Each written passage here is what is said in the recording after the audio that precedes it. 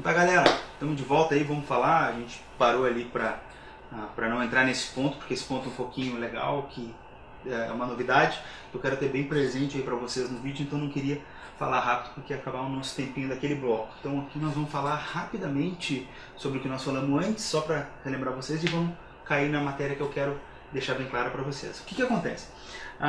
O STF entendeu que não existe, não pode ocorrer a incidência do ICMS sobre a prestação. Olha ali, quero marcar direitinho para vocês aqui, ó. Não pode ocorrer incidência sobre a prestação de serviço de transporte aéreo de passageiro, sendo intermunicipal, sendo interestadual e sendo internacional. O STF entendeu que não pode existir, não dá para se fazer incidir o ICMS aqui nessas hipóteses aqui, porque não havia uma regulação legal. A lei não deixava claro quais seriam as hipóteses de incidência, como se tributaria, onde é que aconteceria o fato gerador, qual seria o momento da ocorrência. Então, o STF entendeu que por falta de base legal não poderia se tributar essa prestação de serviço de transporte aéreo de passageiro. A ideia da inconstitucionalidade da prestação de serviço de transporte internacional de cargas é um pouco distinta.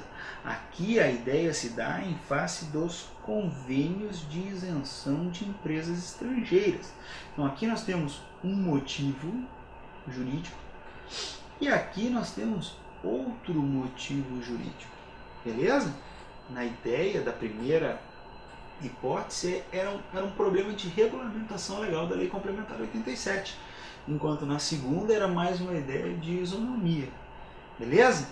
Então, essa ideia 1 aqui, ó, deu base, deu aso à contestação da constitucionalidade da cobrança do ICMS sobre o transporte terrestre de passageiro, que é muito similar ao transporte aéreo de passageiro.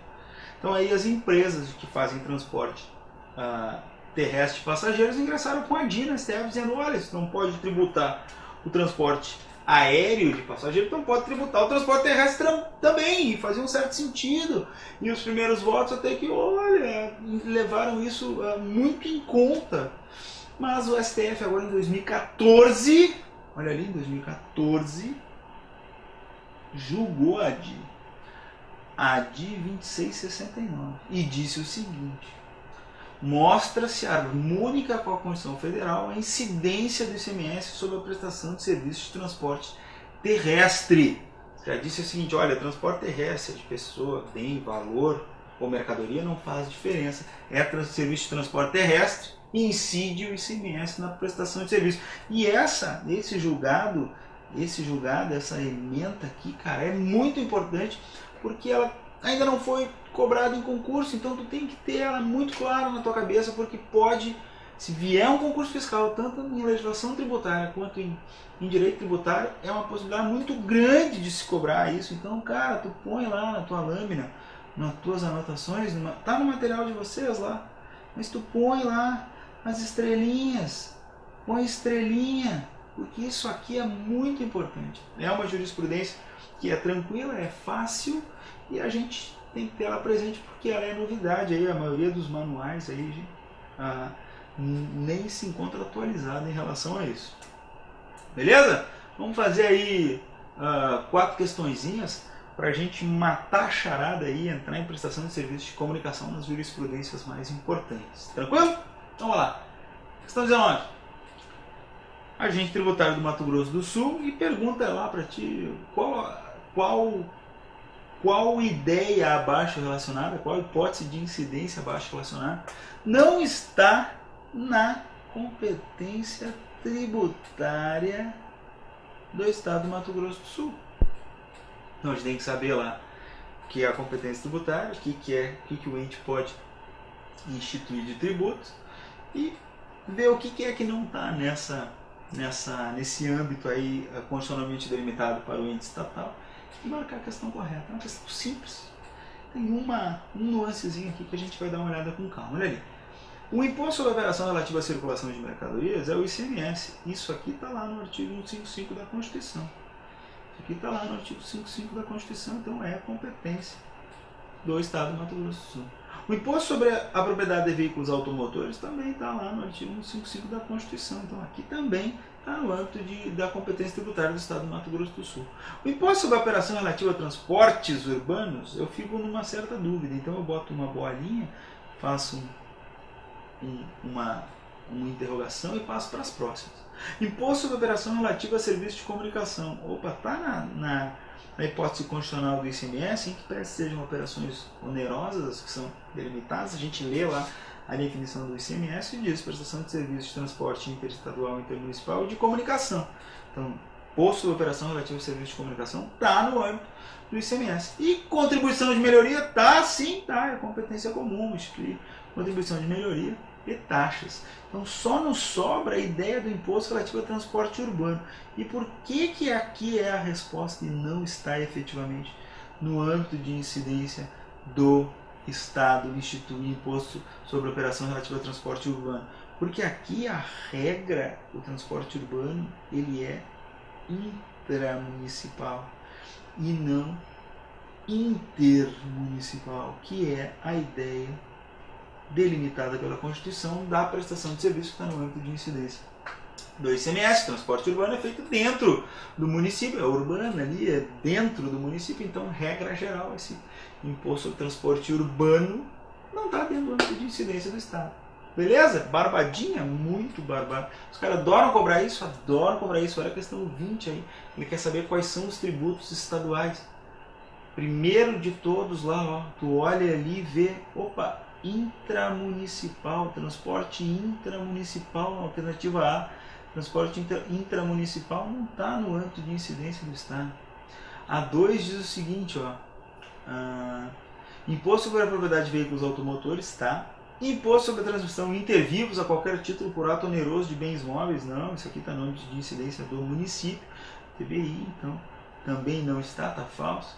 A C diz, imposto sobre a importação de produtos estrangeiros, isso aqui também é competência da União, mas ele também fala de serviço de transporte intramunicipal, tá? Falsa a C também. A D diz o seguinte, imposto sobre transmissão, causa morte e doação, quaisquer bens ou direitos, imposto sobre operação relativa à circulação de mercadorias, imposto sobre a propriedade de veículos automotores, beleza. E a E diz, imposto sobre prestação de serviços de transporte intramunicipal. Então também está errada, só nos sobra a alternativa D. Então D é a resposta. Viu como os caras adoram cobrar isso? Tem mais uma que eles falam isso, mais uma que eles falam isso. Olha ali, ó, questão 21. Quer saber quais o que dentro do ICMS, quais são as competências para se instituir o imposto. O mais legal é que interessante é que eles falam assim, ó, o Distrito Federal. O Distrito Federal tem uma competência cumulativa, né? Ele pode instituir impostos de competência estadual e impostos de competência do município, mas ele blinda lá o comando da questão quando ele fala em relação ao imposto sobre operação relativa à circulação de mercadorias, fala, tendo especificamente o ICMS como base aí, o que não está compreendido nessas hipóteses de incidência do ICMS. E a alternativa A diz o seguinte, tributar o transporte intermunicipal de pessoas, aqui nós temos dentro da incidência do ICMS, tributar o transporte intermunicipal de mercadorias, também está dentro da incidência do ICMS, tributar o transporte intramunicipal de mercadoria, opa, intramunicipal não está, né? E a D diz tributar o consumo de energia elétrica, a gente já falou, a gente viu que a energia elétrica está dentro do âmbito de incidência do ICMS, então tributar o transporte intramunicipal de mercadorias não compreende a competência do Estado, esta é a resposta. E a última questão, a mais legalzinha de todas, aí, que fala sobre o efetivo transporte aí de mercadoria. Aqui nós vamos desenhar, vou usar a telinha aqui para desenhar para vocês o que é que acontece, né? Nós temos aqui uma empresa que está localizada em São Paulo que quer mandar uma mercadoria lá para Buenos Aires. E aqui nós temos a fronteira. Aqui nós temos uma fronteira. né? Aqui nós temos uma fronteira. Essa empresa aqui, ela contrata para fazer esse transporte uma empresa de transporte lá de Santa Catarina para levar essa uma mercadoria lá para Buenos Aires. É isso que está lá no comando da questão? Ó, uma grande empresa metalúrgica do estado de São Paulo contratou... Não, Distrito Federal, não é Santa Catarina. Ô mané! Ô mané! Não é SC, é DF. Vamos pagar?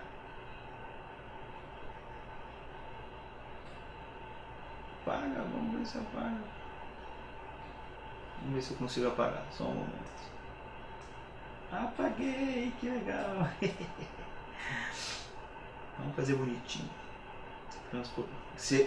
Como se fosse possível, né? Eu fazer bonitinho, né? Uma transportadora que está lá no Distrito Federal. Está lá no Distrito Federal. Para levar a mercadoria para Buenos Aires. Uma grande empresa do estado de São Paulo contrata uma transportadora do Distrito Federal para levar uma carga de São Paulo até Buenos Aires. Após entregar a mercadoria no destino, na volta, a transportadora carregou abobrinhas em Porto Alegre e entregou em Florianópolis. Opa, vamos voltar lá para o nosso desenho. Então, ela voltou, ela parou ali em Poa, pegou a mercadoria no meio do caminho e levou para SC. Beleza? Então a empresa saiu aqui de São Paulo, empresa lá do Distrito Federal, pegou a mercadoria aqui, levou lá para Buenos Aires. De Buenos Aires ela voltou. Opa, olha aqui a nossa fronteira, ela tá. Porto Alegre está quase na fronteira. Ela voltou, vou botar uma outra corzinha aqui para a gente delimitar a volta. Ela voltou lá de Buenos Aires e aí ela fez este trajeto aqui de volta, pegando uma mercadoria lá em Porto Alegre e levando até Santa Catarina. Regra geral, o transporte aéreo de mercadoria não tem incidência, mas ele não disse aéreo. De qualquer forma, aqui, se não for aéreo, nós estamos trabalhando numa ideia de exportação. E a exportação, regra geral, ela é imune ao ICMS. Então aqui a primeira ideia que nós temos que ter na nossa cabeça é que não incide o ICMS nesse transporte internacional. Não incide, porque mandou para o exterior. Agora, quando ele volta do exterior, para em Porto Alegre, pega a mercadoria e leva para Santa Catarina, nesse caso, existe a incidência do transporte. Né? Vamos dar uma olhada nas opções lá que a gente tem. Não será devido ICMS na primeira, por se tratar de transporte internacional, mas será devido ICMS na segunda, competindo a cobrança ao Estado do Rio Grande do Sul. Opa! Onde é que teve início essa prestação aqui? Ele parou em Porto Alegre, levou até Santa Catarina. Porto Alegre está dentro de qual estado? Do estado do Rio Grande do Sul. Quem é competente para cobrar o ICMS sobre serviço de transporte? Onde tem início a prestação, em face do disposto na Lei Candir. Lembra que eu trouxe para vocês? Então, nesse caso, aqui existiu a incidência do transporte de mercadoria e essa incidência se deu e é devida ao estado do Rio Grande do Sul. Mas vamos voltar, vamos botar uma bolinha aqui, vamos ler as outras. B. Não será devido ICMS na primeira por se tratar de transporte internacional e não será devido ICMS na segunda por tratar de transporte hortifrutigranjeiros que contam com isenção do ICMS. A mercadoria pode até ter isenção, mas o serviço de transporte é outra ideia de incidência, né? Aqui ele está confundindo a ideia da mercadoria com o serviço de transporte. Então aqui nós não queremos saber da mercadoria, nós queremos saber da prestação de serviço de transporte. Ele quer saber quanto às duas prestações de transporte. Olha só, a C. Não será devido ICMS na primeira por se tratar de transporte internacional. E não será devido na segunda por se tratar de transportadora distrital tal e por ferir o princípio da territorialidade. Essa, cara, ele viajou na batatinha, tem qualquer fundamento que a transportadora do Distrito Federal não vai incidir o ICMS, não faz sentido, né? A D diz o seguinte, ó, será devido o ICMS ao Distrito Federal na primeira, porque se saiu de São Paulo, onde é que se fosse devido, seria devido para São Paulo. Então tá errado a alternativa D também. E a E diz, será devido o ICMS ao Distrito Federal na primeira e será devido o ICMS a Santa Catarina na segunda. Então a E não tem como ser correta. A D não tem como ser correta.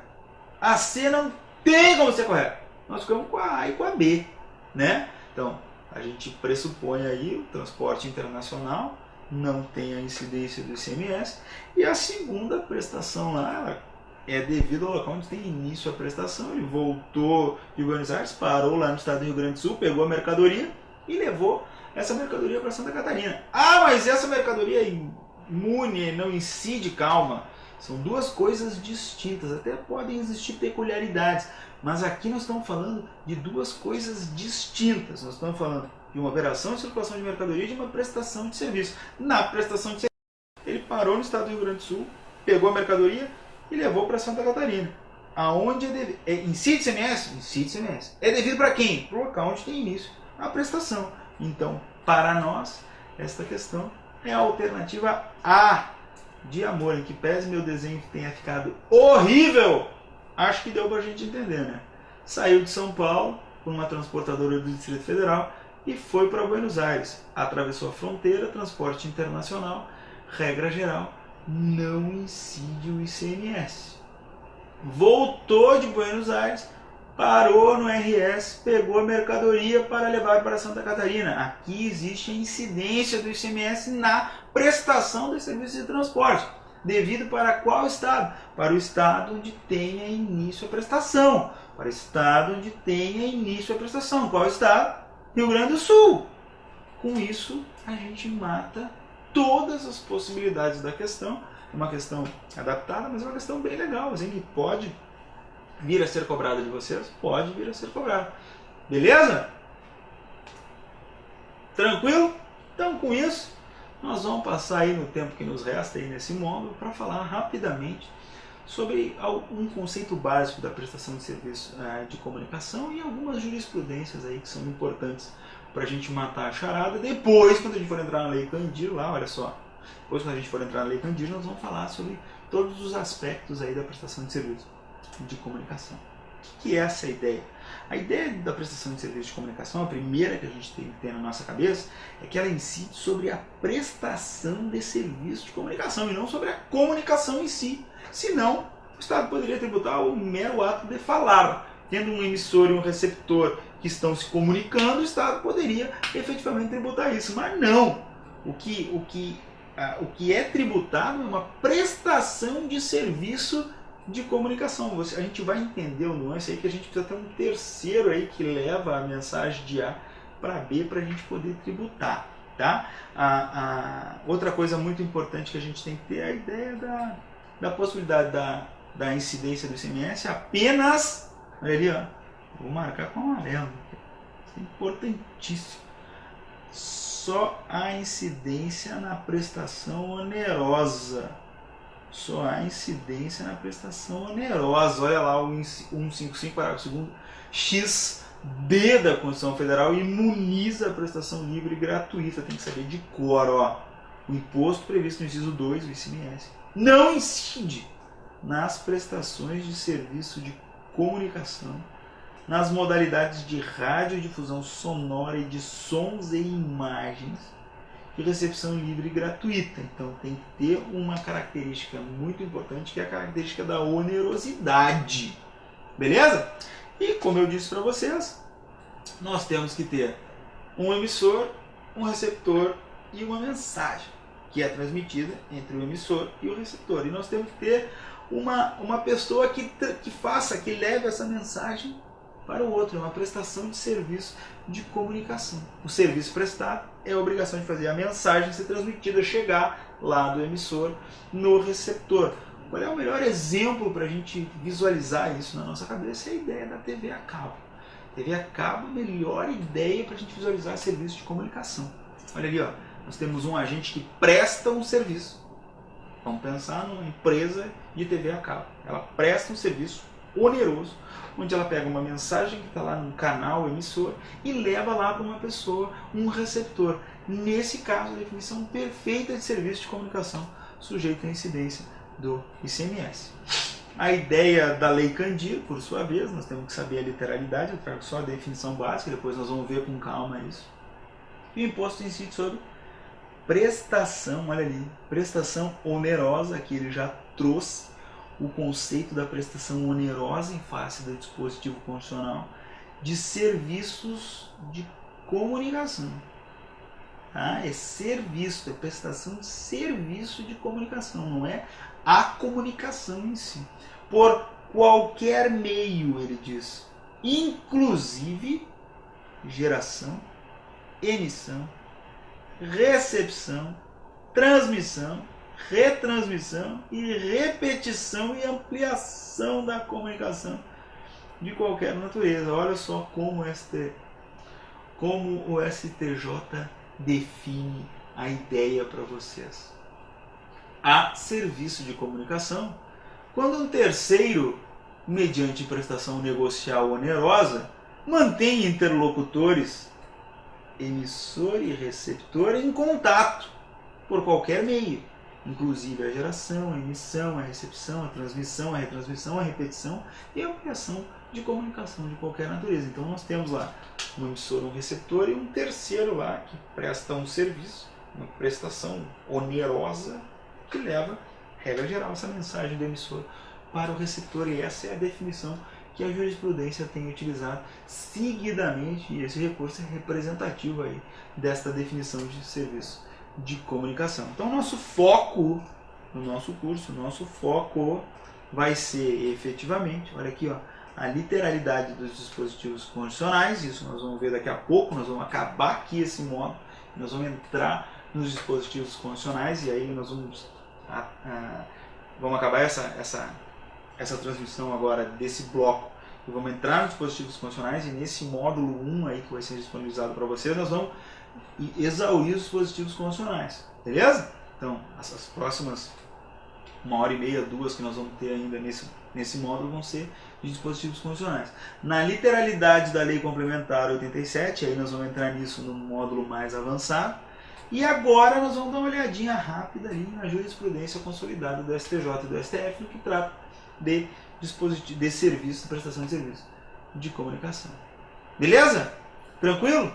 A primeira coisa que eu quero trazer para vocês é esse julgado que diz o seguinte, ó, a hipótese de incidência do ICMS de comunicação não permite a exigência do tributo com relação a atividades meramente preparatórias ao serviço de comunicação propriamente dito, como são aquelas constantes da cláusula primeira do convênio ICMS 69 de 98. Então teve um convênio de ICMS que trouxe uma ideia de tributação de serviço de comunicação, que está aqui para vocês, cláusula primeira do convênio ICMS 69 de 98, que diz que se inclui, olha ali, ó, vai comigo, incluem na base de cálculo do ICMS incidente sobre prestação de serviço de comunicação os valores cobrados a título de acesso, adesão, ativação, habilitação, assinatura e utilização dos serviços. Então, serviços preparatórios para se ter o serviço de comunicação estariam incluídos na base de cálculo do ICMS, e a jurisprudência atual dos tribunais superiores entendem que esses serviços preparatórios não podem se incluir no âmbito de incidência do ICMS, porque aí não há uma prestação de serviço de comunicação. Olha ali, a jurisprudência consolidada do STJ, da primeira turma do STJ, diz: uniformizou-se no seio do STJ o entendimento de que não incide ICMS sobre a habilitação, instalação, disponibilidade, assinatura, cadastro de usuário e de equipamento, entre outros serviços de telefonia móvel ou celular chamados de atividades meramente preparatórias ou de acesso ao serviço de comunicação. A incidência da exação somente se dá sobre o serviço de comunicação propriamente dito no momento em que são prestados, apenas sobre a atividade fim, que é o próprio serviço de comunicação. Essa é a ideia, essa é a jurisprudência do STJ, e essa jurisprudência é bem cobrada em concursos. A súmula 350, por sua vez, consolida aí a melhor parte desse entendimento, e essa daqui é a estrelinha que vocês têm que ter, porque esta daqui é muito cobrada mesmo. A súmula 350 diz o seguinte: o ICMS não incide, sobre o serviço de habilitação de telefone celular. Tranquilo? Não incide ICMS sobre a habilitação de serviço de telefone celular. E linha fixa incide? Olha ali, o STJ, o STJ também entende que é indevida a cobrança de ICMS sobre o serviço de instalação de linha fixa de telefone. Olha ali, informativo STJ 364. Importantíssimo esse informativo. Informativos do STJ para fins de prova de ICMS e legislação tributária são muito importantes, porque é o STJ que vai tratar lá da legislação tributária, a regra geral, da Lei Candir, chega tudo lá no STJ. Olha ali, ó. Instalação de linha telefônica. Não incide ICMS em atividades meramente preparatórias, tais como o serviço de instalação de linha telefônica fixa. Não tem que saber, não incide na habilitação do celular, não incide no serviço de instalação de linha telefônica fixa, também não. Produção de propaganda de TV incide? Não incide, ó. Não incide ICMS sobre prestação de serviço de produção de programas de televisão a cabo e de comerciais, quando a própria empresa não transmite os sinais de TV, claro. Uma outra empresa foi contratada para fazer um comercial, para fazer a produção do programa, nesse caso, não incide ICMS, vai ser uma prestação de serviço. Beleza? E por fim aí, para finalizar, para deixar vocês aí com uma das melhores ideias de jurisprudência sobre a prestação de serviço de comunicação nesse primeiro momento, né? Nós falamos que tem que ter um emissor, um receptor, e um terceiro que presta o serviço de comunicação para existir efetivamente a incidência do ICMS comunicação. Aí eu disse para vocês que as atividades preparatórias para isso, como o exemplo, a habilitação do telefone celular, a ideia da instalação da linha fixa de telefone, regra geral, não ensejam a tributação do ICMS. E isso também leva em consideração que o ICMS não incide sobre a prestação de serviço de provedor de internet. Olha ali a súmula 334 da STJ.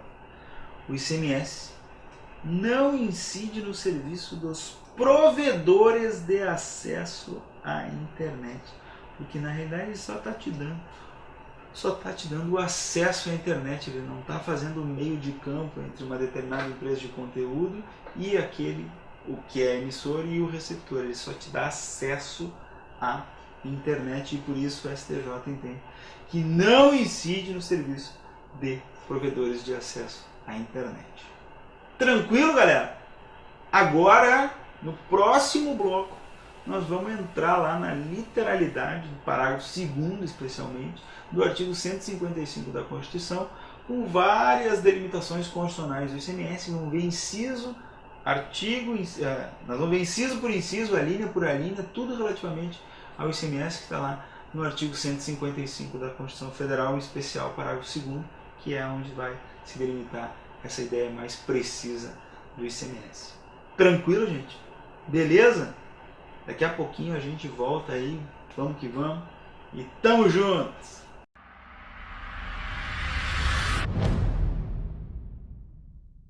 Então tá, pessoal, estamos de volta aí então. Nós paramos na súmula 334 da STJ, que fala que não incide o ICMS deste provedor de acesso à internet, beleza? Agora nós vamos resolver ali algumas questõezinhas, né? Nós temos umas questõezinhas para resolver agora, questão 23, 24 e 25, aquela nossa mesma combinação. Pausa o vídeo, resolve as questões, depois volta para cá, dá o play no vídeo aí e a gente resolve isso junto, beleza? Olha lá o que diz a questão 23. Ele quer saber a hipótese de incidência do ICMS. Então nós temos que ler essas assertivas aqui e ver se ela está dentro do âmbito de incidência do ICMS ou não. Prestação de serviço de transporte de carga, regra geral, se for interestadual ou intermunicipal, está dentro do âmbito de incidência do ICMS. Entretanto, ele diz aqui, ó, em área urbana do município de Porto Alegre. Então, como é área urbana do município, é transporte intermunicipal, regra geral. Então, aqui, nesse caso, não está sujeito à incidência do ICMS. Prestação de serviço de transporte de pessoas, tá? Entre o estado do Rio Grande do Sul e o estado de Santa Catarina. Transporte de pessoas interestadual está dentro do âmbito de incidência do STF. Do ICMS. Venda de um bem imóvel salvado de sinistro por uma seguradora. A gente sabe, né, que existe até súmula vinculante relativo a isso, então não está no âmbito de incidência do ICMS. Nem a transferência do salvado para o patrimônio da seguradora, nem a alienação da seguradora desse mesmo salvado. Beleza? Saída de bem a título de comodato, a gente também viu que essa ideia aqui não corresponde a uma operação de circulação de mercadorias, porque o comodato é um contrato onde não há transferência da titularidade física do bem. Então não tem efetivamente aqui, neste caso, efetivamente, incidência do ICMS. Nós ficamos aí, ó, apenas com a assertiva 2, correta então, a alternativa é. Questão 23, alternativa é. Vamos lá na questão 24. Também quer saber a hipótese de incidência do ICMS. Operação de circulação de mercadorias, perfeito, entre dois contribuintes do ICMS, um sediado no estado do Rio Grande do Sul e outro no Espírito Santo. É uma operação interestadual, está dentro do campo de incidência do ICMS. Empresa de transporte de mercadorias contrata a operação de leasing de caminhões para exercer suas atividades sem a venda do bem ao final do contrato. A gente falou leasing, regra geral. Não tá, se não exerce a opção, não ocorre a transferência do bem, não existe efetivamente a incidência do ICMS. Empresa de telefonia faz a habilitação do telefone celular. De acordo com a posição dos tribunais, esses atos preparatórios ao serviço de comunicação não estão no âmbito de incidência do ICMS. Empresa de telefonia presta serviço de provedor de acesso à internet. Também serviço de provedor não está no âmbito de incidência do ICMS. Ficamos apenas com a alternativa A, apenas a 1, correta, gabarito letra A da questão 24. Vamos lá na questão 25, a última aí dessa nossa bateria. Quer também saber hipóteses de incidência do ICMS. Venda de bem, vendeu bem, operação de circulação, regra geral de mercadoria, com destino ao ativo fixo, por empresa localizada em Florianópolis, Santa Catarina, outra empresa localizada na mesma cidade. Houve uma operação de circulação de mercadorias. Houve, em que pese essa operação não fosse destinada à continuação do ciclo econômico, aqui houve saída de bem, de mercadoria, destinada ao ativo fixo, regra geral, está no âmbito de incidência do ICMS. Mesmo que dentro do mesmo município, claro, aqui não é uma prestação de serviço de transporte, é uma operação de circulação de mercadoria, não importa se é dentro do mesmo município. Venda de mercadoria para consumo por empresa localizada em Florianópolis a outra empresa localizada na mesma cidade. Também é venda de mercadoria. Mas não continua no ciclo, não estou nem aí, é como se fosse consumidor final. Incide ICMS? Incide. Venda de mercadoria para consumo por empresa localizada em Florianópolis a consumidor final localizado em Porto Alegre. Incide? Incide. Consumidor final aqui, depois nós vamos ver quando a gente for trabalhar a emenda constitucional 87, mais além, se não me engano, no próximo bloco, a gente vai ver aí essas alterações que foram efetivadas aí no comércio interestadual, na operação interestadual de mercadorias, a regra geral de mercadorias, para consumidor final não contribuinte destinado, que está localizado em outro estado. Nós vamos ver isso com calma. Mas aqui ele não cobra nada, nenhuma doença, ele só quer saber se eu vendi uma mercadoria para uma pessoa que está lá em outro estado da federação, incide ICMS, incide. Compra de mercadoria importada da China por empresa sediada em Novo Hamburgo. Olha, regra geral, velho. A compra da mercadoria importada, quando ela é importada, incide também o ICMS. Nós vamos ver isso aqui com mais calma quando a gente for ver os dispositivos constitucionais e quando a gente for ver a Lei Candir. Nós vamos ver todas as peculiaridades aí que acontece numa importação de mercadoria. Beleza? Mas o que eu quero dizer para vocês é que neste primeiro momento é uma operação que faz uma circulação de mercadoria. Então, nesse caso, velho, incide ICMS. Todas as alternativas. Aqui o examinador fez uma brincadeira com vocês, porque mesmo que tu não conseguiria acertar a questão se tu não soubesse que essa 4 é uma hipótese de incidência do ICMS, tá? Porque ele põe a 1, a 2, a 3. Então, regra geral, para a gente fazer a questão aqui, a gente poderia chutar, né? A gente ficaria entre duas e teria que chutar. Aí a gente tiraria fora apenas a 3, a D a gente tiraria fora, porque a gente sabe que é uma hipótese de incidência, e a A gente tiraria fora, porque a gente sabe que a 3 também é hipótese de incidência. Nós ficaríamos com a B e com a C, 50% de chance de chutar. É assim que a gente tem que fazer a questão. Mas a resposta é a alternativa C. Todas são hipóteses de incidência do ICMS. Nós vamos falar sobre essa última logo daqui a pouquinho, a gente entrar nos dispositivos condicionais e da Lei Candir. Tranquilo? Beleza? Então agora nós vamos passar lá ao artigo 155, parágrafo 2º e seus incisos. Em regra geral, nós vamos falar sobre o artigo 155, parágrafo 2º e os seus incisos, que são onde há a maior limitação do ICMS na Constituição. Mas isso não quer dizer que não existam outros dispositivos relacionados na própria Constituição, no próprio artigo 155, inclusive no ato das disposições constitucionais transitórias. Toda vez que eu for falar sobre isso, eu vou mencionar, vou trazer o artigo para vocês vão marcar direitinho ali no material de vocês. Tá bom, gente? Então, não se apavorem em relação a isso. A base é o parágrafo 2º do artigo 155, mas há outros dispositivos aí que nós vamos trabalhar também, tá? Vamos começar com o inciso 1 do parágrafo 2º do artigo 155, que diz o seguinte, ó, parágrafo 2º. O imposto previsto no inciso 2, que é o ICMS, atenderá ao seguinte, aí ele delimita lá várias coisas que a gente tem que saber. Nós vamos falar rapidamente aqui sobre a base constitucional, e quando a gente for ver a Lei Candir lá, eu vou só fazer a remissão aqui aos artigos constitucionais que dão base, e daí nós vamos esmiuçar, porque a Lei Candir ela esmiuça várias coisas que estão previstas aqui na Constituição, tá bom? Então agora é o momento para a gente ir, como eu disse para vocês, se familiarizando com conceitos gerais, tá? O inciso 1 trata da ideia da não cumulatividade. Olha o que ele diz lá, vamos marcar isso aqui, cara, vamos marcar com marca-texto isso aqui. Diz assim, ó, o imposto, o ICMS, ele é não cumulativo. Como é que a gente faz para exercer essa ideia de não cumulatividade?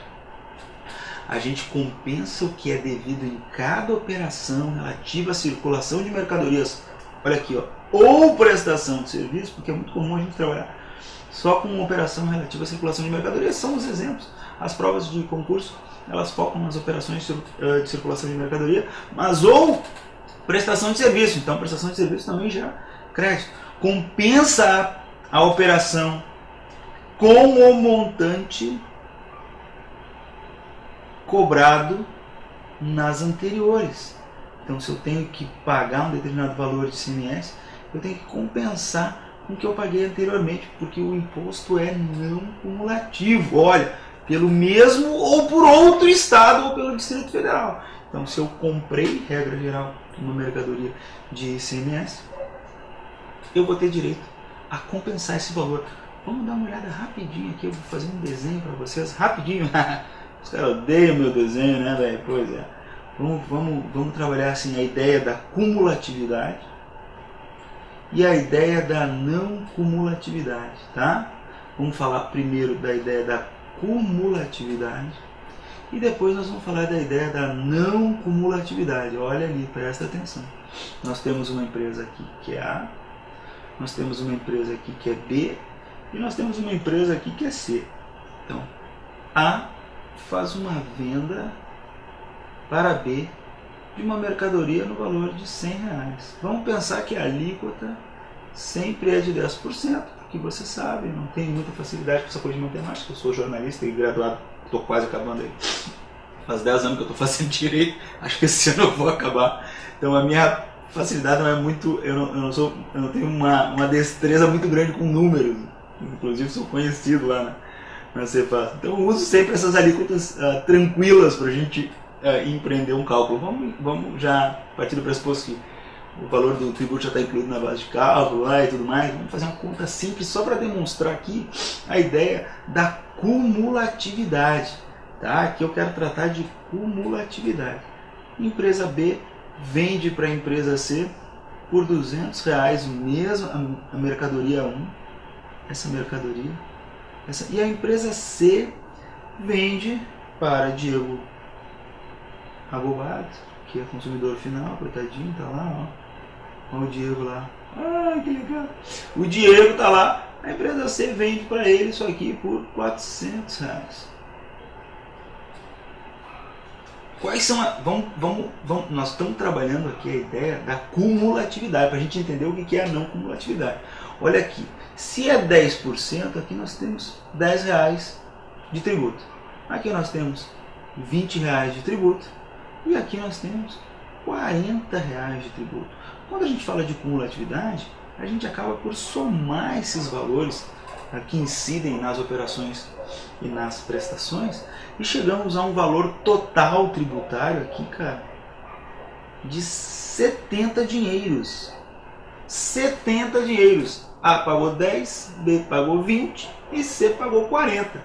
Aqui, essa ideia é o imposto em que existe a ideia da cumulatividade.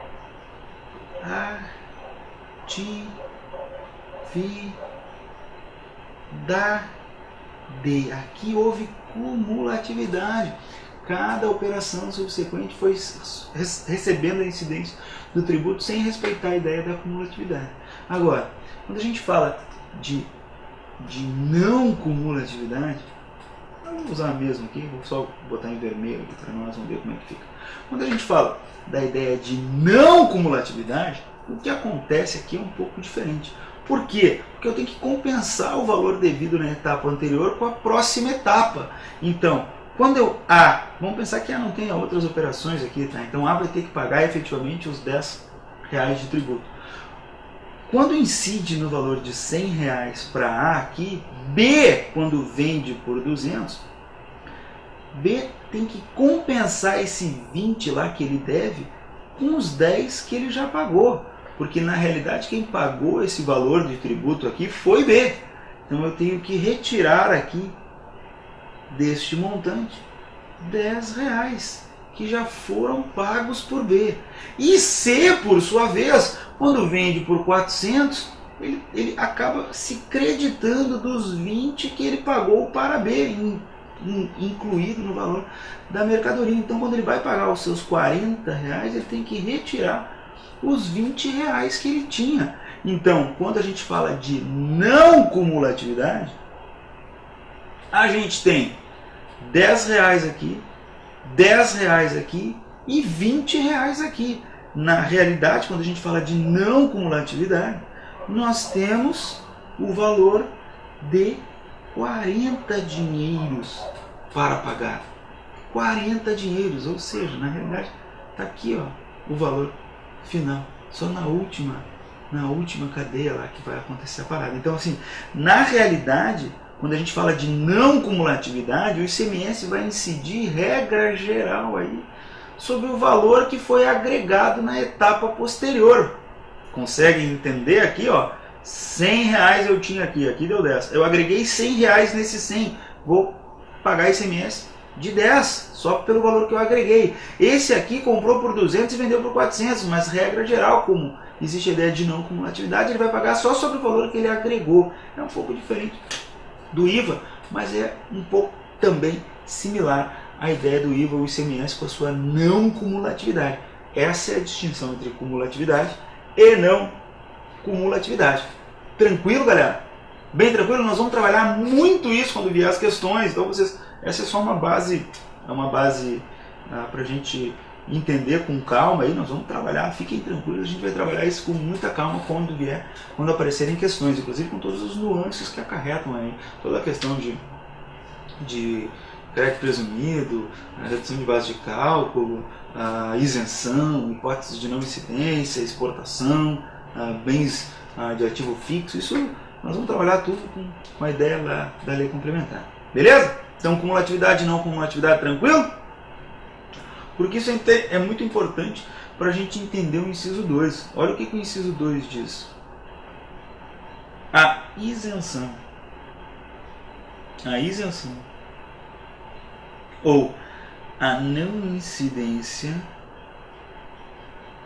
salvo determinação em contrário da legislação. Então, o que nós temos aqui?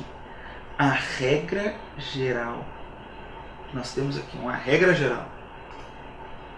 Nós temos aqui uma regra geral. E a regra geral está na primeira parte do inciso 2, que diz o seguinte. Ai, meu Deus do céu. A regra geral diz: isenção ou não incidência. A regra geral é que a isenção ou a não incidência não implicam crédito para compensação com o montante devido nas operações ou prestações seguintes. Então, regra geral: a isenção ou a não incidência do ICMS não vai gerar aquele crédito que a gente falou ali antes, aquele valor que a empresa que comprou vai poder se creditar para compensar com o seu tributo devido.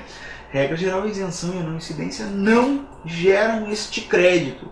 E também acarretam a anulação do crédito relativo às operações anteriores. Então, a ideia da isenção e não incidência, como ela não é tributada, ela não gera crédito e ela também anular o crédito relativo às operações anteriores. Tranquilo? Vamos fazer um desenho sobre isso também, para ficar mais claro para o pessoal? Então, vamos lá. Agora eu vou ter que fazer uma nova. Agora eu vou ter que fazer uma nova. Vamos lá. Então nós temos lá, de novo, as empresinhas lá vendendo uma para outra. E aqui o consumidor final. A alíquota continuamos 10% e nós fizemos aqui venda e aqui venda. Empresa A, empresa B e empresa C. Vendeu por R$100, vendeu por R$200 e vendeu por R$400. Se esta operação 1 aqui está ao abrigo da isenção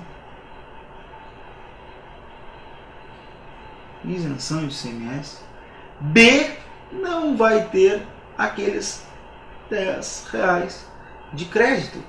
B não terá os seus R$10 de crédito e vai ter que pagar de ICMS R$20 se a sua operação não estiver ao abrigo da isenção.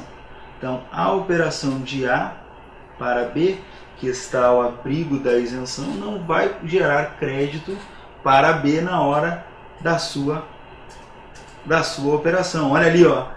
A isenção ou não incidência não implica crédito para compensação com o montante devido nas operações ou prestações anteriores. É isso que está mostrado aqui para vocês. Operação 1, R$100, está abarcada pela ideia da isenção, não gerou crédito para B. Então B, quando fez a venda para C, no valor de R$200, incidiu o ICMS em 10% e P teve que pagar efetivamente os seus R$20. Vamos pensar o seguinte, vamos pensar agora que C comprou de B os 200 e se creditou lá de R$20, né? Opa, deixa eu só tirar o cronômetro aqui. Se creditou lá de R$20 porque fez a compra de B. Ocorre que quando C for fazer a venda para o consumidor final, nesse caso, esta venda desta mercadoria também estava ao abrigo da isenção. Regra geral, C não pagará tributo aqui expresso pela venda, pela operação de circulação de mercadorias no valor de R$400. Teria que pagar 40 se não estivesse sobre o abrigo da isenção. Mas como está o abrigo da isenção, esta operação aqui não tem tributação. A isenção é uma hipótese de exclusão do crédito tributário, impede a constituição do crédito tributário. Aqui, regra geral, a gente sabe, ocorre incidência do tributo, ocorre nascimento da obrigação, mas não acontece a constituição do crédito. Então aqui não tem efetivamente pagamento de valor devido do tributo. Como não há pagamento, o que a Constituição diz? A Constituição diz, olha ali, olha só aqui, regra geral, este crédito de R$20 DC tem que ser anulado. Porque aqui é o que delimita a linha B. Olha lá, a linha B do inciso 2. Aí falei igual um professor muito famoso agora. A isenção ou não incidência, salvo determinação contrária da legislação, acarreta a anulação do crédito relativo às operações anteriores. A regra geral é que essa operação que não gera incidência também vai anular tudo que o cara se creditou anteriormente, porque ele não vai pagar. Porque ele não vai pagar. Na saída ele não vai também manter esse crédito. Ah, mas professor, existem hipóteses de manutenção de crédito? Existe, nós vamos ver isso aí com calma, tá? Mas aqui eu quero dizer para vocês, aqui a regra geral. Por que regra geral? Porque há exceção prevista na Constituição que diz ali, ó, salvo determinação em contrário da legislação. Tranquilo, galera? Beleza? Então vamos seguir aí. Vamos falar agora do inciso 3 do parágrafo 2º. Estou só trazendo noção geral para ti aqui. Depois nós vamos esmiuçar. O inciso 3 é o seguinte, ó. O ICMS, e aqui importante marcar o seguinte. O ICMS, olha aqui, o ICMS poderá ser seletivo em função da essencialidade das mercadorias e dos serviços. Primeiro aqui nós temos uma faculdade. Primeiro aqui nós temos que entender que isto aqui é uma faculdade do ente. Pode, se quiser. Pode ser seletivo? Pode. Seletividade é o quê? É uma técnica de tributação. Eu estabeleço que determinadas hipóteses previstas na lei vão ter uma alíquota X, determinadas hipóteses previstas na lei vão ter outra alíquota. E seletividade não quer dizer que eu estou trabalhando com essencialidade. Seletividade é distinto da ideia de essencialidade. Olha ali, ó. A seletividade pode se dar em face da região, do desenvolvimento da economia, do tamanho da empresa. Não estou falando de produto essencial. A essencialidade é um critério de seletividade. Eu vou pegar determinados produtos que são muito importantes para a sobrevivência humana, produtos da cesta básica, comida, água, energia elétrica, por exemplo, e vou dizer que esses produtos, por sua essencialidade para a nossa vida, eles vão ter uma alíquota diferenciada. Isso é essencialidade, mas é um critério que se usa de seletividade. Beleza? Essa ideia da faculdade do ICMS, ela tem uma repercussão lá no ADCT, por exemplo. O artigo 82, que está em moda agora, do ADCT, isso aqui está lá no ADCT, tá? Porque vários estados estão instituindo esses fundos e estão incluindo um adicional de alíquota em algumas operações, e vocês vão ter que saber, nós vamos falar sobre isso, eu vou trazer alguns exemplos para vocês. Olha só o que o artigo 82 do ADCT diz. Os estados, o Distrito Federal e os municípios devem instituir fundos de combate à pobreza com os recursos de que trata este artigo e por outros que vierem a destinar, devendo os referidos fundos ser geridos por entidades que contam com a participação da sociedade civil. Para o financiamento desses fundos estaduais, olha ali, ó, poderá ser criado adicional de até 2 pontos percentuais na alíquota do imposto sobre circulação de mercadorias e serviços sobre os produtos e serviços supérfluos, ou seja, que não são essenciais. nas condições definidas na lei complementar de que trata o artigo 155, parágrafo 2º, 12 da Constituição, não se aplicando a questão da distribuição desse percentual para outros entes, para os municípios. Então aqui o Estado pode criar um adicional de 2 pontos percentuais em produtos supérfluos, definidos lá pelo Estado, quais vão ser, que não sejam essenciais, para cobrar o ICMS, para gerar recursos para esse fundo aí de combate à pobreza. Então isso está imbricado com a ideia da essencialidade e com a faculdade aí dos estados. Beleza? Tranquilo? Inciso 3, sem estresse, o que nós temos que saber?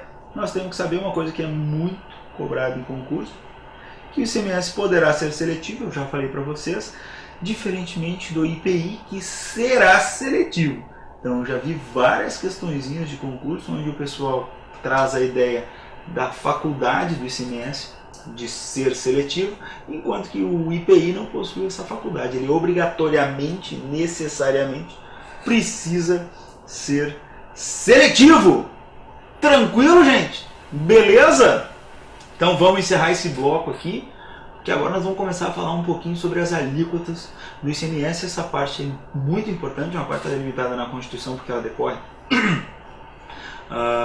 no seu caráter interestadual de resolução do Senado. Então nós vamos falar sobre isso agora no próximo bloco com mais calma, daqui a pouquinho a gente volta. Valeu?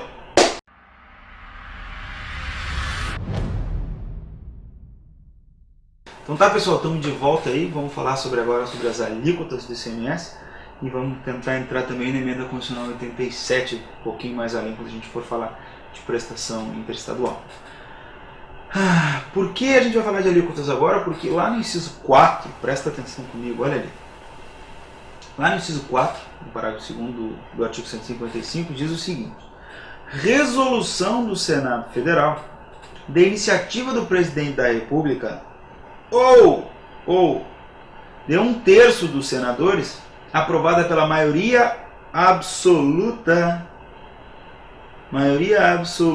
de seus membros, estabelecerá as alíquotas aplicáveis às operações e prestações interestaduais e de exportação.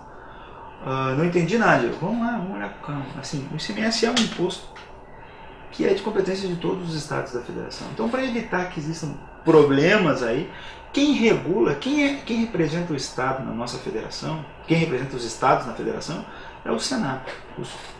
A Câmara lá, o Parlamento, representa o povo, enquanto o Senado representa os estados. O Constituinte originário achou por bem dizer assim, olha, quem vai regular as alíquotas, como é que funciona efetivamente essas operações entre estados, tem que ser a casa que representa os estados, para evitar guerra fiscal, para evitar um monte de coisa. A gente vai ver assim, várias questões aí se dão no âmbito do Senado e no âmbito do CONFAS, para se preservar a ideia do federalismo. Então, para entender isso bem, esse tipo de operações, nós temos que ter na cabeça que há duas, regra geral, dois locais aí que a gente tem que saber das operações do ICMS, operação de circulação e prestação. Há operações que são denominadas operações internas ou prestações internas, e as operações ou prestações que são delimitadas de interestaduais ou externas, porque o pessoal até fala de alíquota de exportação, porque era um conceito antigo, né, que foi derrogado aí pela ideia da imunidade constitucional das exportações. Tá? Então assim, nós tínhamos alíquotas internas e alíquotas externas, que atualmente só são as alíquotas interestaduais. Alíquotas internas, olha ali, são delimitadas pelo próprio Estado, o Estado que delimita lá, tendo uns parâmetros que podem vir a ser delimitados aí pelo Senado Federal, o Estado que delimita quais são as suas mercadorias internas. Aí vai para a tela lá, o desenhozinho que eu fiz para vocês, ó. Empresa A vende para a empresa B dentro do âmbito do Estado do Rio Grande do Sul, tá vendo que a mercadoria não sai do RS, ela permanece no RS. Aqui nós temos uma alíquota interna, que está estabelecida e regulada pela Lei 88/20 de 89. A alíquota interna geral, já em 2016, agora é 18%, era 17%, foi aumentada no ano passado. Então, atualmente, a alíquota geral tem várias outras alíquotas, mas a alíquota interna geral, a alíquota comum, a alíquota padrão é 18%. E aqui nós temos ainda também o Ampara. Beleza, gente? Então, nesse caso aqui, nós temos a alíquota geral de 18% delimitada pelo Estado, uma alíquota interna. Mas também nós temos outro tipo de operação ou prestação. Aqui tem uma operação que eu estou trazendo para vocês de venda de mercadoria de A para B. A está no RS, B está... Eu não sei se isso aqui é São Paulo. É São Paulo. Beleza, vamos deixar, vamos pressupor que seja São Paulo. Então, nesse caso aqui, ó, essa operação é uma operação entre estados. E aqui, quem vai regulamentar a alíquota é o Senado. A resolução número 22 de 1989 tem várias peculiaridades aí que nós temos que saber sobre essa resolução. Eu vou trazer para vocês aqui com calma, vou marcar para a gente dar uma olhada. Olha ali, a alíquota do ICMS sobre as operações de operação de mercadoria e prestação de serviço de transporte nas operações e prestações interestaduais, então operação e prestação, é de 12%. Então a regra geral é que a alíquota nas operações e prestações que acontecem entre estados é de 12%. E aí nós temos um parágrafo único que diz o seguinte, ó, nas operações e prestações realizadas nas regiões sul e sudeste, então operação ou prestação realizada na região sul e sudeste, com destino à região norte, nordeste e centro-oeste ao estado do Espírito Santo, as alíquotas são diferenciadas. Elas são, a partir de 1990, de 7%. Então, opa, nós temos já duas aqui, Diego. Nós temos duas. Nós temos uma alíquota de 12% e nós temos uma alíquota de 7%. Opa, mas a resolução fala de outra coisa no artigo 2º, olha ali, ó. A alíquota do imposto nas operações de exportação para o exterior será de 13%. Eu tenho que saber isso aqui? Cara, não tem, porque isso aqui já não acontece mais. Isso aqui teve uma norma constitucional que imunizou as operações que destinam mercadorias para prestação de serviço ao exterior. Então, não tem ICMS, uma imunidade, uma norma negativa de competência, ela impede o ente lá de instituir o tributo nesse caso. Então aqui não tem, está lá delimitado porque é de 89. Essa alteração foi posterior, então aqui não tem que saber. O que eu tenho que saber aqui? 12% e 7%.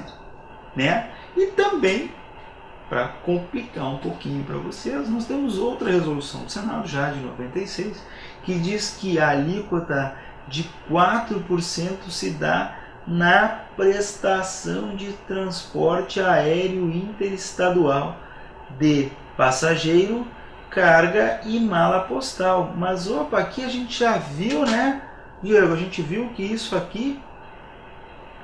aqui não rola. Operação de transporte aéreo interestadual de passageiro não rola. Aqui não tem, não rola. Mas carga e mala postal, eu falei para vocês, nesse caso, a gente tem que saber. Então nós temos que ter 3 ideias de alíquota na nossa cabeça. Interestadual, claro, né? 12%. Quando ocorrer uma operação ou prestação de um grupo de estado para outro grupo de estado. 7% quando for de um grupo para outro. E 4% como base para as operações interestaduais aéreas aí de transporte de carga, de mala e tudo mais. Tá, mas e como é que eu sei quando eu aplicar de 12, quando aplicar de 7? É fácil, eu organizei para vocês isso aqui, ó, uma barbadinha, eu fiz todos os desenhos aí, tá muito legal, muito fácil da gente entender. Nós temos que ter ideia que nós temos 2 grupos ali, ó.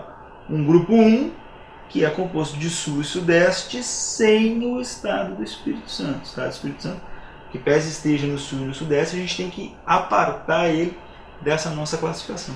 E nós temos um grupo 2, um norte, nordeste, centro-oeste e colocar lá o Espírito Santo. Então a regra geral que nós temos é o seguinte: toda operação ou prestação destinada aos estados do grupo 1, sul e sudeste, sem o Espírito Santo, tem alíquota de 12%. Caso seja uma operação ou prestação do grupo 1 para o grupo 2, a alíquota é de 7%.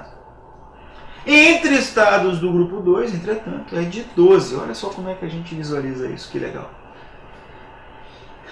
Uma operação ou prestação de um estado do grupo 1, estado da região sul, mandando para a região norte, sul-norte, alíquota 7%. Sul-centro-oeste, alíquota 7%. Sul-nordeste, alíquota 7%, sem nenhum problema.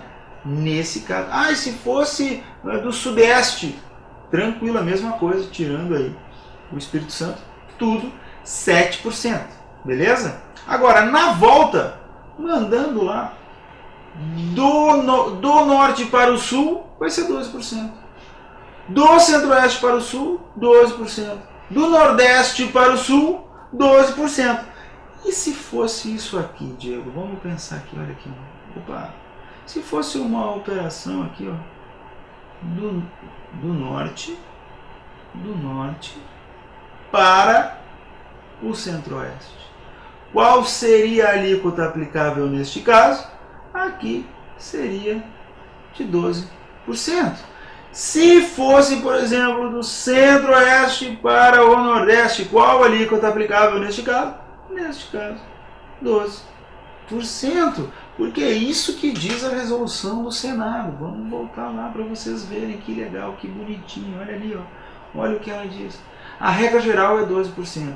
Operação ou prestação realizada nas regiões sul e sudeste, destinadas às regiões norte, nordeste, centro-oeste e ao estado do Espírito Santo, alíquota de 7%.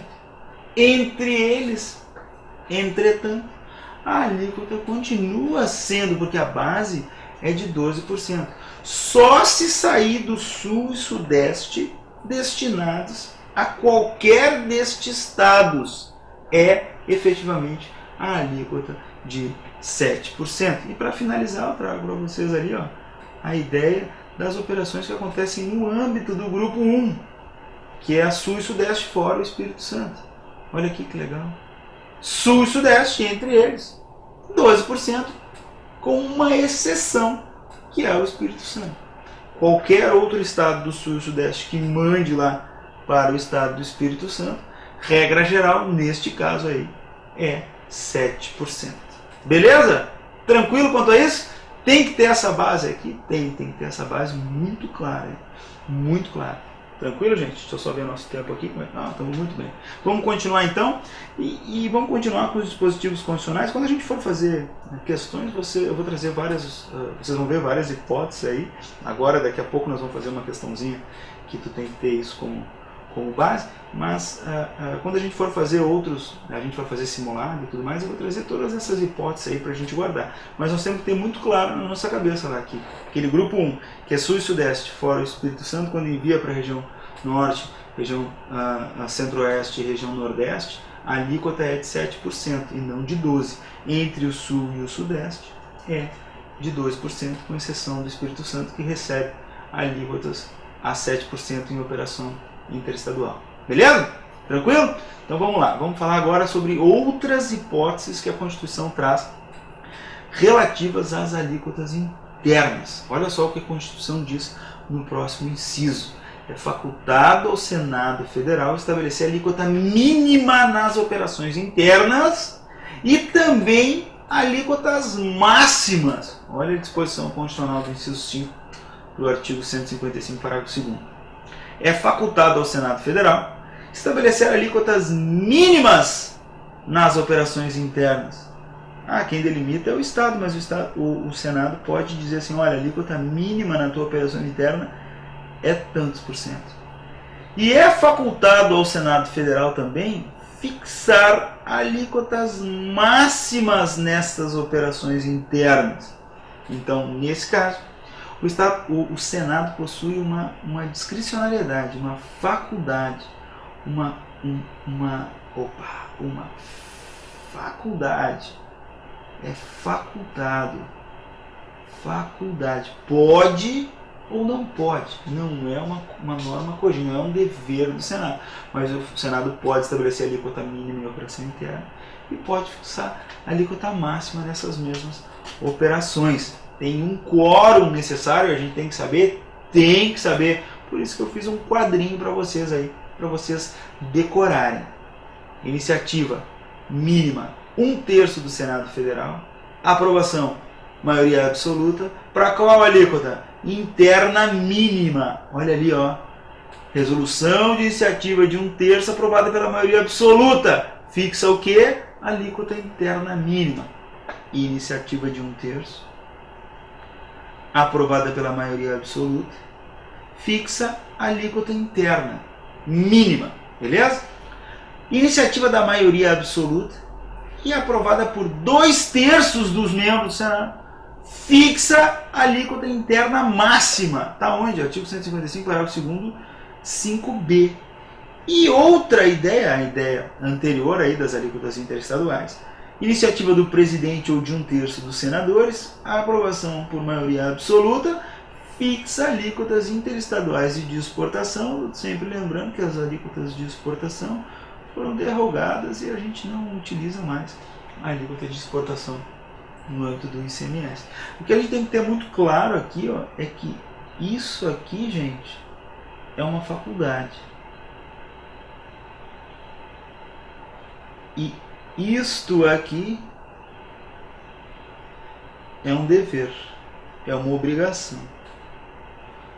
Beleza? Olha ali, ó. O Senado tem o dever de estabelecer as alíquotas interestaduais e a faculdade de estabelecer e fixar alíquotas máximas e mínimas no âmbito interno dos estados. Volto o desenhozinho para vocês. Essas duas aqui, até vou botar um pouquinho mais para baixo, para ficar mais claro para nós. Essas duas ideias aqui é uma faculdade do Senado, enquanto essa ideia daqui é um dever, é obrigatório o Senado tratar das alíquotas interestaduais. Beleza, gente? Tranquilo? Uma outra peculiaridade que a gente tem que levar em conta aí é que as alíquotas internas, em que pese os estados têm uma possibilidade de fixar suas alíquotas internas, essas alíquotas internas não podem ser inferiores às alíquotas interestaduais. Sempre, Diego, não. Se houver deliberação no âmbito do CONFAS, aí podem existir alíquotas interestaduais inferiores a 12%. Então, regra geral, as alíquotas internas não podem ser inferiores a 12%, a não ser que exista deliberação do CONFAS ali na forma da Lei Complementar 24, nós vamos trabalhar sobre isso no próximo. Beleza? Está no inciso 6 aí do parágrafo 2º do artigo 155, ó. Salvo deliberação em contrário dos Estados e do Distrito Federal, nos termos do disposto do inciso 12G, as alíquotas internas nas operações relativas à circulação de mercadoria e nas prestações de serviço não poderão ser inferiores às previstas para as operações interestaduais. Beleza? Então a regra geral aqui é que não pode ser inferior à operação e prestação interestaduais. Vamos fazer uma questãozinha? Questão 26 aí do concurso do Fiscal de Renda de São Paulo 2006, muito legal. Tá? São duas questões aí, mas vamos fazer uma que dá para a gente resolver com o que a gente viu até agora. Depois a gente vai ter que falar sobre a alteração da emenda constitucional 87, para ficar com as coisas bem claras na nossa cabeça. Beleza? Dá o pause, resolve a questãozinha lá, depois volta aqui que a gente vai resolver em aula contigo. Opa, vamos lá. Então vamos lá, vamos tocar a bala. Olha lá. As informações são as seguintes. A indústria AP da Silva, localizada em Campinas, adquire por 1 milhão da fábrica de máquinas Celops, localizada em Poços de Caldas, uma prensa e a instala no setor produtivo de seu parque industrial, em operação sujeita ao ICMS. Vamos desenhar? Vamos desenhar, então. Então nós temos aqui uma empresa que vende uma mercadoria para outra empresa. Vamos dar uma olhada lá direitinho. a indústria AP da Silva, que está localizada em Campinas. Essa foi a adquirente. A fábrica de máquinas está em Poços de Caldas, Minas Gerais. Então estamos lá. Então tem uma empresa aqui, uma indústria, está em Minas Gerais, que vendeu uma mercadoria para uma outra empresa que está... Uma mercadoria não, né? Um bem, porque é destinado ao ativo fixo, tá? Mas é caracterizado como mercadoria para fim de incidência do ICMS, regra geral, né? Não precisa pagar, tá bom. O valor da operação, quanto que é? O valor da operação, R$1 milhão. Putz, R$1 milhão. Grande, hein? 6-0. 1, 2, 3, R$1 milhão. Em relação ao ICMS incidente nessa operação interestadual, considere que ambas as alíquotas internas do imposto dos estados envolvidos sejam de 18%, que não haja isenção alguma nessa operação, nem no remetente, nem do destinatário. Então nós temos outra informação que ele deu para nós. A alíquota interna aqui no estado de Minas Gerais é 18%, e a alíquota interna no estado de São Paulo é de 18%. Mas não é muito isso que a gente tem que saber, né? Porque isso aqui é uma operação interestadual. Se é uma operação interestadual, nós temos que saber de onde que sai, de um estado do sul-sudeste, do grupo 1, que não é Espírito Santo, para outro estado do sul-sudeste, que não é o Espírito Santo. Então, quando nós temos uma operação interestadual de circulação de mercadorias de um estado da região sul-sudeste para outro estado da região sul-sudeste, nós temos a alíquota base das operações interestaduais, que é de 12%. Notem bem que aqui nós temos a operação entre dois contribuintes, em que isso já não seja mais necessário após a emenda constitucional 87, que a base é a aplicação da alíquota interestadual, né? Então, nós temos uma alíquota interestadual de 12%, que é R$120 mil, que é devido ao estado de origem, ao estado de Minas Gerais.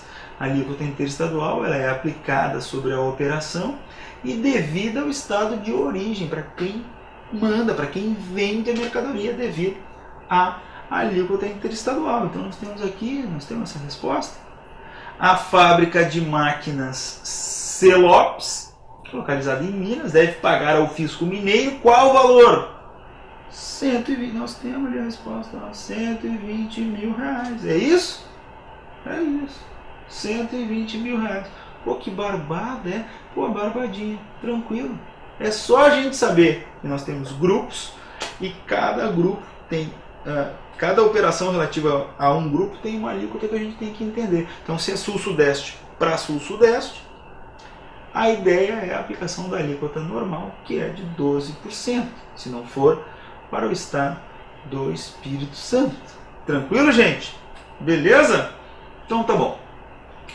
Essa ideia da operação interna e da operação interestadual é muito importante para a gente entender agora o que vem nos próximos incisos aí, que foram as alterações promovidas aí pela emenda constitucional 87 de 2015 na Constituição Federal. Isso mudou muito, isso mudou toda a sistemática da venda das operações para consumidor final localizado em outro estado, porque existia uma delimitação anterior aí da Constituição do que era destinado ao consumidor final contribuinte, do que era destinado ao consumidor final não contribuinte. Atualmente não existe mais essa delimitação. Então, tu tem que apagar tudo isso da tua cabeça e começar a entender como é agora. Né? Alguns alunos me perguntam, pô, Diego, eu tenho que saber como era anteriormente? Complicado, né? Porque a partir de agora mudou tudo, mas nada impede que... Se tu for fiscal, tu tem que saber, porque vão existir operações que aconteceram anteriormente que tu vai ter que fazer fiscalização, né? Mas para concurso tu só vai ter que aplicar a regra anterior se ele mencionar que essa operação aconteceu, por exemplo, em 2015, em 2014, aí nós teríamos que aplicar a regra anterior. Mas eu acho difícil isso acontecer. Tá? Então nós vamos dar uma olhada aqui na base constitucional que está atual, que está vigente atualmente, não na parte anterior. Tá? Beleza? Então olha só qual é a nova redação, do inciso 7 do artigo 155, parágrafo 2º da Constituição Federal. Nas operações e prestações que destinem bens e serviços a consumidor final, então o cara tem que ser consumidor final, e ele pode ser contribuinte ou não do imposto. Se eu mando lá para uma pessoa física que está delimitada em outro estado, localizada em outro estado, eu adoto a alíquota interestadual. E cabe ao estado da localização do destinatário,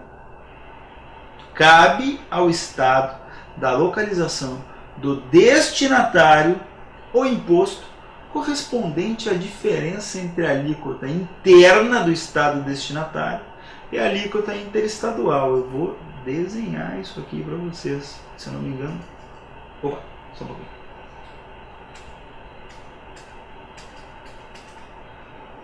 Eu vou desenhar isso aqui para vocês. Olha só que legal. Empresa no estado do Rio Grande do Sul. Vende uma mercadoria para um consumidor final, contribuinte ou não. O que é um consumidor final? É aquela pessoa que compra a mercadoria e ela não vai ser agregada num novo processo de industrialização, de comercialização, ela não vai continuar o ciclo econômico. É uma empresa que compra um bem do ativo fixo ou algo para uso ou consumo. Ou uma pessoa física que compra alguma coisa lá, uma mercadoria pela internet. Então, é consumidor final? Sim. Não vou dar andamento nessa mercadoria? Não continua o ciclo de venda dessa mercadoria? Não. Sendo eu contribuinte do ICMS ou não, nesse caso eu vou aplicar a essa mercadoria a alíquota interestadual. Ou seja, se essa mercadoria foi vendida por R$1.000 entre estados da região sul-sudeste, a alíquota interestadual é de 12%. Então, este valor de R$120 é devido ao estado do Rio Grande do Sul. Entretanto, a própria Constituição já diz que o estado de São Paulo tem direito a uma coisa denominada diferencial de alíquota. O que é esse diferencial de alíquota? Olha só, esta mercadoria aqui no estado de São Paulo, ela possui a alíquota de 18% nas operações internas realizadas no estado de São Paulo. Como eu comprei do estado do Rio Grande do Sul, essa alíquota tem 12%, essa mercadoria tem uma alíquota de 12%. Se ela fosse comprada de uma empresa aqui dentro do estado de São Paulo, o valor do tributo seria de R$180. Beleza? Então, o que fica devido para o estado de São Paulo, para a gente não ter perda de competitividade das empresas que estão localizadas aqui dentro do estado de São Paulo, porque se não houvesse esse diferencial de alíquota, só valeria a pena para mim comprar de empresas de outro estado, porque a alíquota seria de 12% e não de 18%, como eu pagaria internamente. Para não acabar com a competitividade, a Constituição diz o seguinte: não, em que pese incida apenas 12% nesta mercadoria, o diferencial de alíquota, a diferença entre a alíquota interna, que é 18%, e a alíquota interestadual, que é 12%, vai ser devido ao estado de São Paulo. Então nós vamos ter uma alíquota de 6% devida ao estado de São Paulo, que é R$60 para a gente fechar lá os 180 normais de carga tributária que incidiriam sobre esta mercadoria. Então o que a Constituição diz é, nessas operações interestaduais, operação e prestação, onde se destina uma mercadoria lá a um consumidor final, sendo ele contribuinte ou não, a alíquota que eu aplico é de 12%. E é devido ao estado de destino, porque a alíquota interestadual é devida ao estado de origem, e é devido ao estado de destino o diferencial de alíquota, que é a aplicação da alíquota interna menos a alíquota interestadual. E aí é devido ao estado de destino. Tranquilo? Beleza? Daqui a pouquinho aí a gente volta para finalizar essa conversa sobre a emenda constitucional 87 e as novas disposições que estão acontecendo atualmente. Valeu, galera? Daqui a pouquinho aí a gente volta. Vamos que vamos!